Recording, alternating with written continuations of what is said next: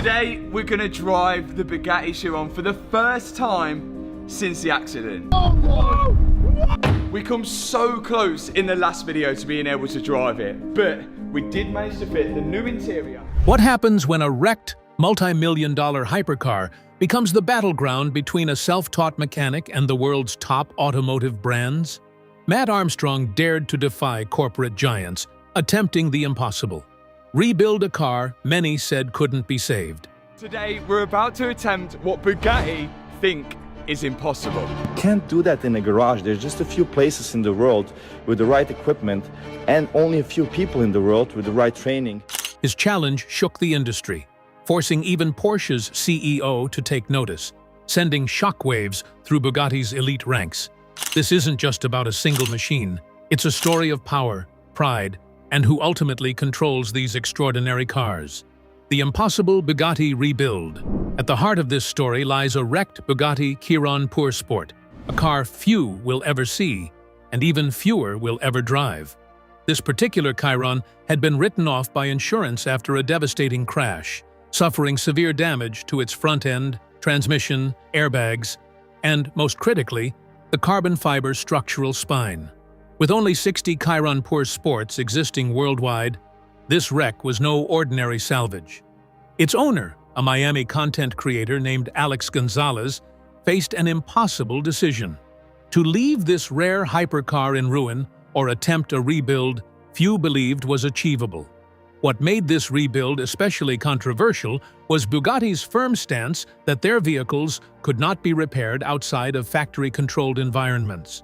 The company locked the car's vehicle identification number, or VIN, ensuring that no authorized dealer could sell parts to anyone attempting the repairs independently.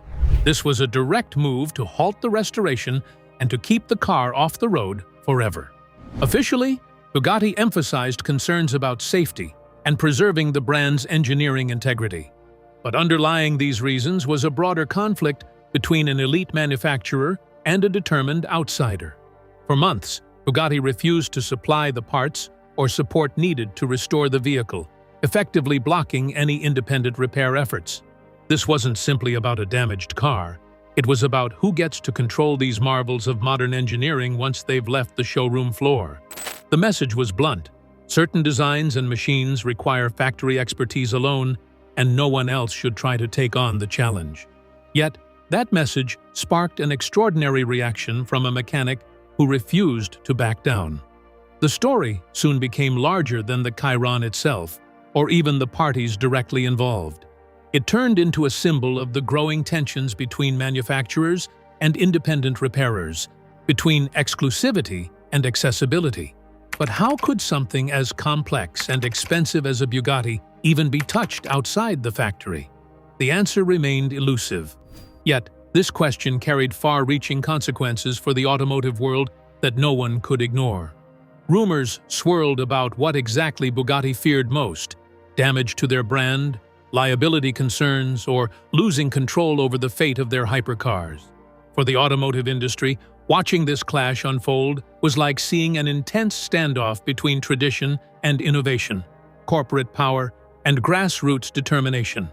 As the debate heated up online and in car communities worldwide, it became clear the most important chapters were still ahead. But amid all the speculation, one fact stood out. This was more than an automotive tale. It was a challenge to the status quo. The process that Bugatti sought to stop was underway. With no factory support and no guarantees it would succeed. The question was no longer just about repairing a rare car, but about redefining who holds the keys to that process. And all eyes were fixed on one man. This brings us to the mechanic whose unlikely role would shake the industry, Matt Armstrong. A self-taught expert from Leicester, England, Matt had made a name for himself by reviving wrecked supercars, filming the entire process to show the world that these machines could be repaired outside official channels. No fancy factory tools, no corporate support, just skill, determination, and resourcefulness. His involvement escalated the conflict from a technical challenge to a cultural phenomenon. The wrecked Bugatti was more than just a pile of damaged supercar parts. It was the spark that ignited a showdown with profound stakes. Bugatti's refusal to cooperate raised deep questions about access, control, and trust. At the same time, Matt's decision to take on the rebuild defied conventional wisdom and raised hopes for independent enthusiasts everywhere. This was the friction that kept the story burning. What neither side anticipated was how this battle would go beyond the car itself to expose the vulnerabilities within the corporate power structures behind it. As the conflict played out, it wasn't just about a luxe hypercar. It was about whether ordinary people could assert their rights to repair, restore, and preserve technological marvels. The story was primed for a seismic shift. Matt Armstrong's Defiant challenge.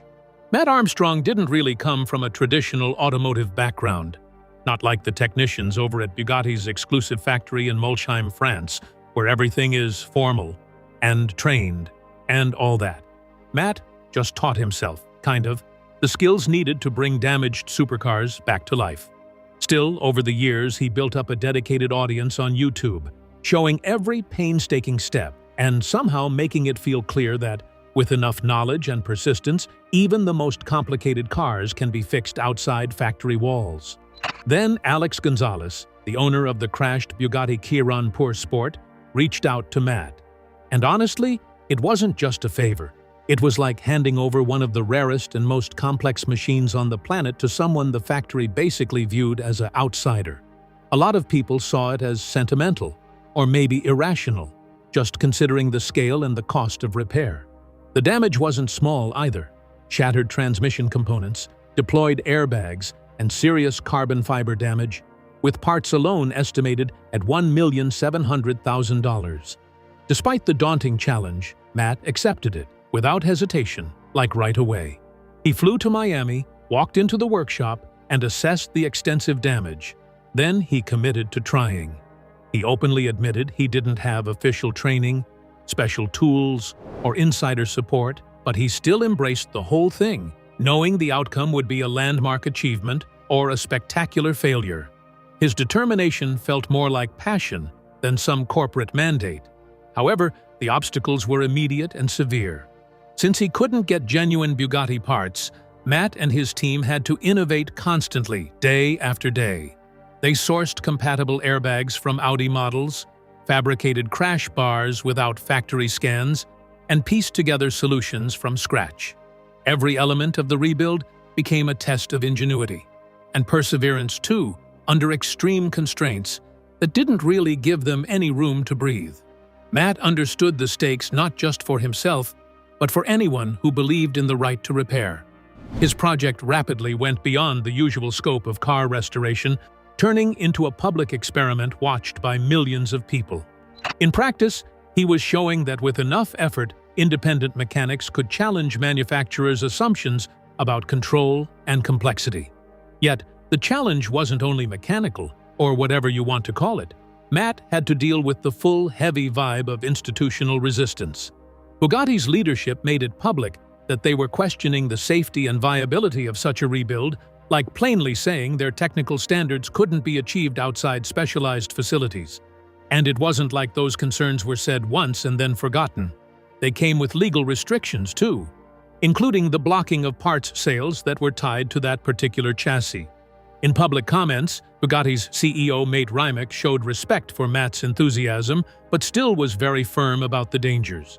He pointed out that structural damage runs deeper than cosmetic repairs, and that the knowledge needed to fix the car properly was limited, more or less, to a handful of facilities worldwide. To the manufacturer, this whole stance made Matt's effort look reckless, even a bit irresponsible. Matt, though, stayed unshaken. He kept documenting the hard, slow steps from removing damaged panels to rebuilding the core chassis components. When the engine finally fired back up after the rebuild, that sound felt like a symbolic win, like the impossible was being questioned, and maybe redefined. As more attention kept piling in, Matt ended up in this unusual position. He wasn't simply a mechanic repairing a car, he became a visible voice in a broader global debate about power in automotive ownership and repair. His journey became a crucible for the broader debate over access, authority, and innovation, changing the conversation on multiple fronts. Bugatti's corporate blockade. As Matt Armstrong moved forward with the rebuild, Bugatti's response was swift and decisive. The company locked the vehicle identification number of the Chiron Pur Sport, a move that effectively shut down any authorized sales of parts for that specific vehicle through official dealership channels worldwide. This action ensured that no licensed mechanic, let alone Matt, could access genuine components under normal circumstances. The corporate blockade wasn't just about protecting a car. It was about enforcing strict control over how and where repairs could be made. Bugatti emphasized the complexity of the Chiron's engineering, citing the dangers inherent in any attempt to fix the car without factory-level expertise and equipment. The company's message was clear: the Chiron should never be driven again if repaired outside sanctioned hands. Mate Rimac, Bugatti's CEO, personally entered the public debate, acknowledging Matt Armstrong's skills and enthusiasm, but drawing a firm boundary regarding safety. Rimac highlighted key issues such as a shattered gearbox housing and extensive structural damage, which, he insisted, put the car beyond the capabilities of any garage setup. Factory-grade resources, he said, were absolutely necessary for a proper restoration. Bugatti's leadership also raised concerns grounded in technical details. During cold weather testing on their newer models, they observed that even minor elements like leather upholstery could stiffen unpredictably, potentially interfering with critical airbag deployment. These subtle engineering challenges underscored the manufacturer's fear of independent repairs, missing vital safety nuances.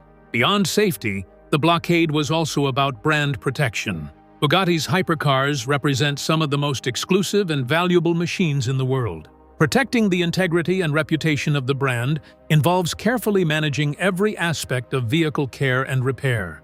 Allowing unauthorized repairs could threaten that reputation and complicate liability issues. This uncertainty over liability and control was reflected in Bugatti's unwillingness to supply any parts, even as Matt struggled to find suitable alternatives. The blocked supply chain forced the rebuild team to improvise, pushing the boundaries of what could be achieved with aftermarket or unrelated parts. Yet, the legal and corporate barriers remained firmly in place. While Bugatti publicly stated that these measures were necessary for safety and long-term preservation, insiders suggested there was also a strategic element at play, controlling the narrative and reinforcing the idea that such cars must remain exclusive, not only in ownership, but in service. The company was defending its fortress. This corporate stance intensified the growing rift between independent mechanics and manufacturers. For Matt Armstrong and enthusiasts watching, it symbolized the broader struggle against institutional obstacle and an opaque system designed to keep consumers dependent on factory services. The parts blacklist became a potent symbol of exclusion and challenge. Despite the blockade, the public and automotive community began questioning whether such restrictions were sustainable in the face of passionate, independent rebuilders. The industry was at a crossroads, and the Chiron saga was becoming a litmus test for the future of vehicle repair, ownership, and control. The shadow cast by Bugatti's rigid position set the stage for unexpected shifts to come, including signs that the corporate players involved might not have the financial resilience to maintain their grip forever. The next chapter promised to reveal just how fragile the fortress really was. With those walls in place, the unfolding drama was about to collide with the equally turbulent realities facing Porsche, one of Bugatti's key owners. Porsche's financial crisis. By 2025, Porsche, once this bright poster child for automotive profitability, hit a real wall, and it sent shockwaves through the whole industry. The company's operating profit dropped by a stunning 92.7%, like a sudden free fall, slipping from 14.1% margin down to only 1.1%. And this wasn't just one of those temporary headaches. No, it looked more like a basic structural crisis.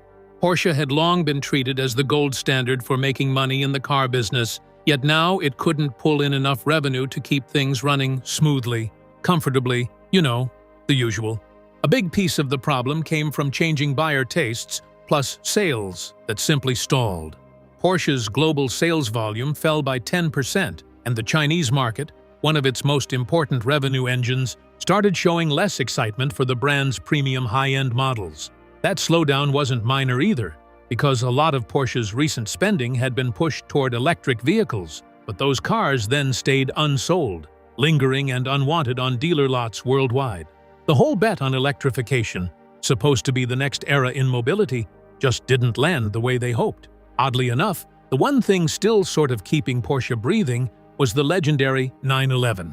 It's kind of ironic, really, because the executives had nearly given up on it during the rush toward electrification, and yet it ended up carrying a large part of the company's weight. Without that stubborn sports car and the faithful drivers who keep buying it, Porsche's doors might have shut for good.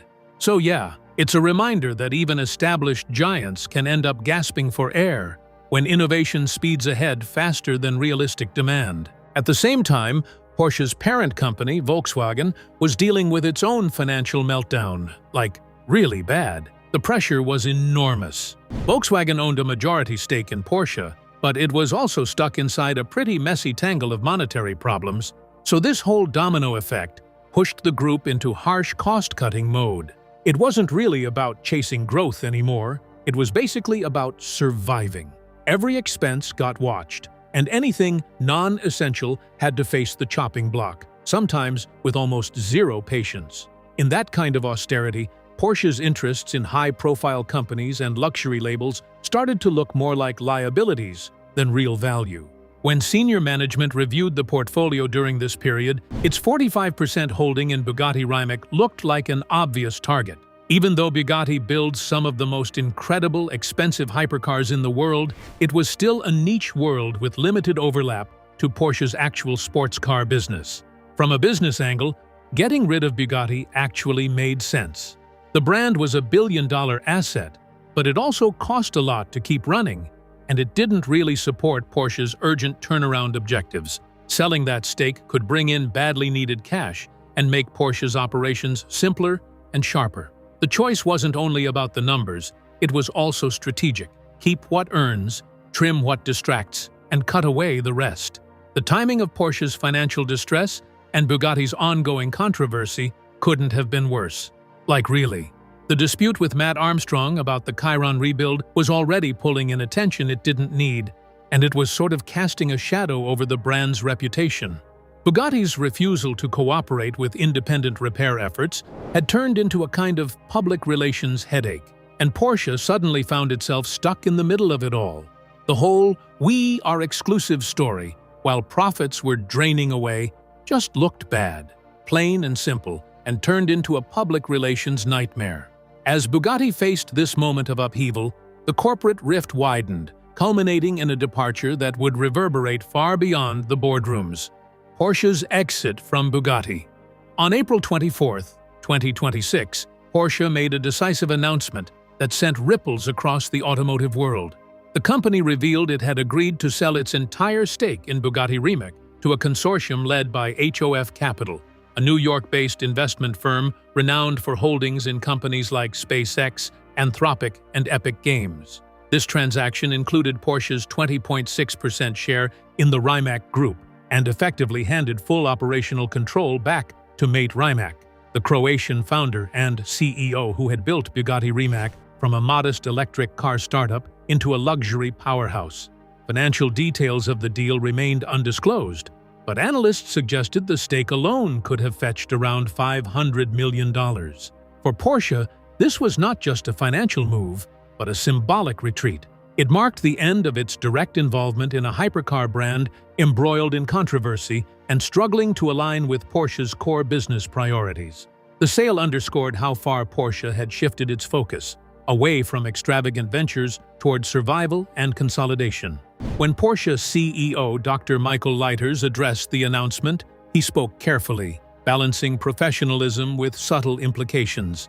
He thanked Mate Rimac for years of constructive cooperation and claimed that Porsche had laid the foundation for Bugatti's future. Yet, it was one phrase in his statement that ignited the automotive community like a thunderclap: focus on the core business.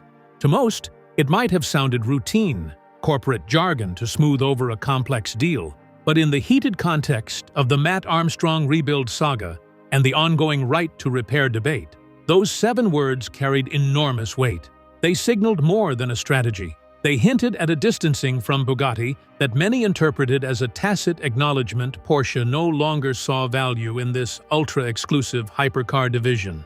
For months, Porsche had witnessed a YouTube channel expose how one ordinary mechanic was challenging the very model Bugatti sought to protect. Matt Armstrong's work had undermined the idea that only a factory could maintain or repair these machines. This public demonstration of independent capability shook the industry, and, whether intended or not, Porsche's statement echoed that shift. The announcement also reopened questions about the internal dynamics during the rebuild controversy. Porsche had been a crucial partner since the 2021 joint venture with Rimac, backing Bugatti's strict stance against independent repair. Now, with Porsche stepping away, many wondered if that institutional pressure was removed from the equation or if it had merely been financial strain forcing a retreat. Comment sections and forums erupted with theories, some arguing Porsche's departure proved the whole Bugatti strategy was a flawed financial disaster from the start. Critics suggested that Bugatti's refusal to sell parts to Matt Armstrong was a desperate attempt to protect an image they knew Porsche would soon abandon. Others maintained that Porsche's exit was unrelated to the controversy, and it was purely about survival amid a collapsing market. The fallout would not just rewrite Bugatti's future, but challenge the automotive industry's long-held assumptions about who holds the keys to the most extraordinary machines. Impact on Bugatti's future. When Porsche stepped away, Bugatti kind of ended up at a kind of crossroads, and it would end up changing its future in a real big way. The shift in ownership put full day-to-day control squarely in the hands of mate Rimac, plus a fresh group of backers that included HOF Capital and Blue 5 Capital leading the consortium. That whole mix of shareholders brought new perspectives, and they didn't really match the usual traditional German corporate mindset you might expect. So once Porsche left, Bugatti wasn't stuck anymore to the cautious, legacy-minded way of doing things that had quietly shaped its operations for years and years. Rimac's take on Bugatti was, honestly, pretty bold, and it leaned hard into technological innovation. Under his guidance, the company was already moving past the age of pure combustion, like it was not even that interesting anymore. The new Torbjorn hypercar, with its hybrid V16 setup and a total output around 1,800 horsepower, basically served as a statement piece for that shift. In other words, Bugatti was trying to enter a more electrified future without walking away from its performance heritage. It wanted to fuse new tech with unmatched speed and also that very specific luxury feel. The influence from the new investors was also pretty big, more than people first noticed. HOF Capital's portfolio includes space exploration, artificial intelligence, and digital entertainment companies, which kind of signals a strategy aimed at technological progress and long-term growth, not only the old-school automotive manufacturing tradition. And yeah, that mindset clicked with Rimac's own vision. So Bugatti started to look less like a conventional car brand and more like some kind of tech powerhouse. In a way, it became a laboratory for pushing the engineering limits harder. But of course, such a deep shift still came with a bit of uncertainty. Observers really kept an eye on whether this new structure would soften Bugatti's stance on independent repairs and also how it handled the right to repair debate, which had become a real flashpoint during the Chiron rebuild saga. Rimac himself publicly said he had some personal support for Matt Armstrong's project, and he framed his objections as more corporate than personal. That naturally raised hopes that Bugatti, under this new setup, might actually talk more constructively with independent mechanics and enthusiasts. Still, there were plenty of reasons to be careful. The core technical hurdles of Bugatti cars didn't suddenly get easier. Those challenges stayed intensely complex and demanding. Safety risks and liability concerns tied to independent rebuilds were still real, regardless of who owned the company. The engineering precision needed to keep performance and safety on track means that informal or aftermarket repairs kept bringing up serious questions, and corporate caution is usually not something that just disappears overnight. On the factory floor in Molsheim, Germany, change was pretty much imminent as well. The traditional back and forth between French craftsmanship and German engineering management was starting to blur, giving way to new influences. Then, the American investors arrived, and somehow it felt like a culture shift was already in the air. With maybe more aggressive business practices, Plus those efficiency pushes that always sound neat on paper but can get messy in reality. For a brand that's known for hand-built exclusivity, this whole evolution carried a risk of throwing long-established processes off balance, but it also promised some fresh energy for innovation.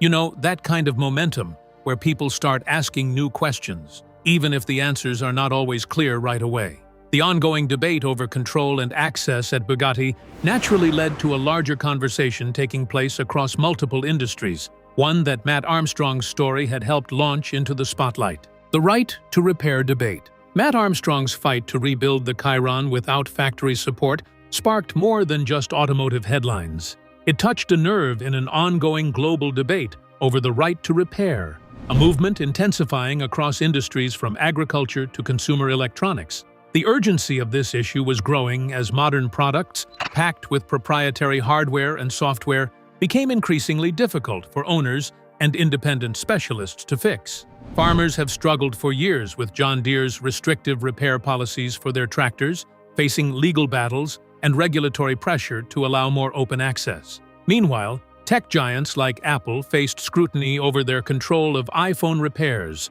sparking public demand for legislation ensuring consumers' ability to maintain and fix their devices independently. The automotive sector, grappling with increasingly sophisticated electric vehicles, was the latest battleground. Bugatti's rigid refusal to sell parts or share repair information for the Chiron Pour Sport during Matt Armstrong's rebuild was a microcosm of this broader conflict. It highlighted how manufacturers use exclusive control over parts and data to enforce their repair monopolies, leaving owners reliant on authorized dealers or factory services, a closed loop that can frustrate owners and inflate costs. What made Matt's story especially powerful was its visibility. Unlike quiet legal fights or behind-the-scenes lobbying, his YouTube build allowed millions to witness the practical challenges and frustrations faced by independent repairers firsthand. This real-world narrative cut through abstract debates, making the right to repair urgent and relatable to a broad audience.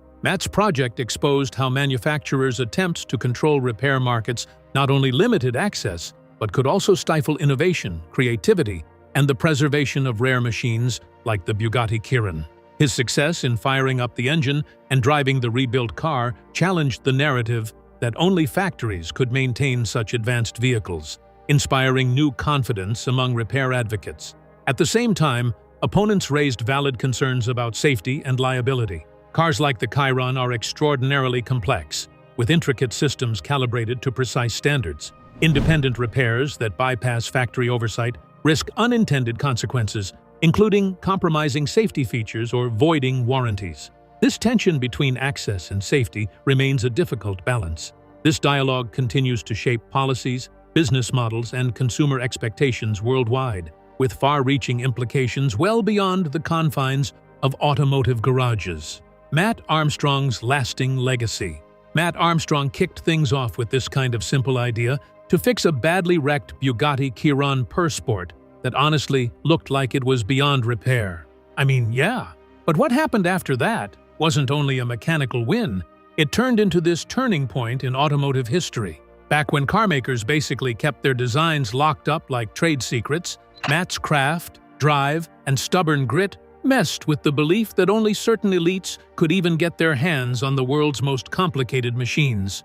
And his rebuild wasn't just technical, it was personal. With videos and constant updates, he walked people through basically every single bolt, every little failure, every bit of fabrication and weird adjustment, until the whole thing felt less like one guy's project and more like a grassroots push. Matt's work really put a spotlight on the right to repair movement, kind of turning those policy arguments that feel distant into a more tangible tale, like one mechanic versus corporate pressure, you know? His progress also made manufacturers uneasy, even big names like Bugatti, because independent repairs can actually push back against the older way of controlling things while still keeping the precision everyone claims they need. But Matt's story also made it clear there's a careful line to walk safety and liability, and real know-how still matter a lot, even while access keeps expanding.